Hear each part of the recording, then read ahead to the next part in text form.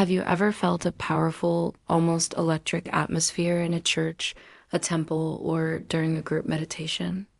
It's a feeling of being part of something much larger than yourself. This collective energy has a name, an egregore.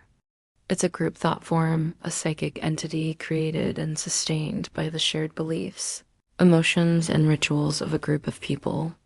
Religions and spiritual traditions are masters at creating these. Think about it. They have powerful symbols like crosses or mandalas, foundational stories about saints and prophets, and repeated rituals like prayer, chanting, or pilgrimage. Every time someone participates with strong emotion, be it love, devotion, or even fear, they're feeding this collective energy field. Over generations, this energy builds, and the egregore becomes a semi-autonomous force with its own memory and drive for self-preservation. It influences its members, creating a sense of belonging and shared identity. But here's the crucial question. Is this egregore helping you wake up spiritually, or is it just conditioning you to conform? This is the difference between living faith and mere collective identification. Living faith is about direct, personal experience. Your spiritual practice, whether it's meditation or prayer, brings about real, verifiable changes within you. You feel more present, more compassionate, more connected. You see symbols and scriptures as doorways to deeper understanding, not as rigid cages. You take personal responsibility for your ethics because they come from an inner knowing, not just from a rule book. And you have humility. You recognize that no single doctrine can capture the whole truth. Collective identification, on the other hand, is about fitting in. Practice becomes a performance to show you belong. You cling to rigid rules and dogmas, and any criticism of the group feels like a personal attack because your self-worth is tied to your membership. Spirituality gets hijacked for social or political gain, losing its transformative power. So, how can you tell if an egregore is supporting your spiritual journey? A healthy spiritual environment uses rituals to genuinely trigger states of unity and love. It has teachers who don't just give you rules, but provide tools for your own direct experience. The community encourages honesty, questioning, and spiritual autonomy. In this kind of setting, the egregore can actually accelerate your growth. It acts like a slipstream, amplifying positive states and providing a supportive framework to make sense of your spiritual experiences. But there's a dark side. An egregore can also become a trap. This happens when personal experience is twisted to fit a rigid doctrine and questioning is punished. Rituals become empty habits, performed without any inner transformation. The institution's leaders might use faith to gain power, wealth, or control. Those who dare to think differently are shamed or cast out.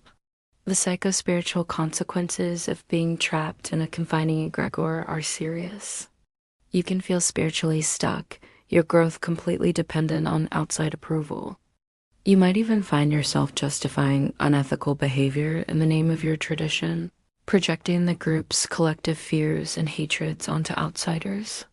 This brings us to the most important part, discernment. How can you navigate this complex landscape and stay true to your own path? You need to ask yourself some honest questions. Does my practice lead to real inner change, even when nobody's watching? Am I free to question things without fear of being excluded? Do the symbols and rituals of my tradition liberate me or confine me? And honestly, who really benefits from keeping things the way they are? To keep your practice alive and authentic, even within a strong tradition, you must commit to direct verification. Test the practices. Do they awaken you or numb you? Find friends or mentors who value personal responsibility as much as you do. When you participate in rituals, do it consciously. Know your intention. What are you trying to cultivate within yourself?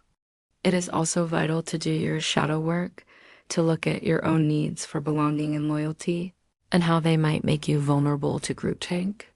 And diversify your spiritual diet. Read books from different traditions and talk to people with different beliefs. This prevents you from getting stuck in a dogmatic bubble.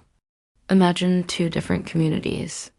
In one, a meditation group meets for silent practice. The collective field they build helps everyone feel more compassion and clarity. Leadership rotates and new ideas are welcomed. This is an egregore that supports awakening. Now imagine another institution.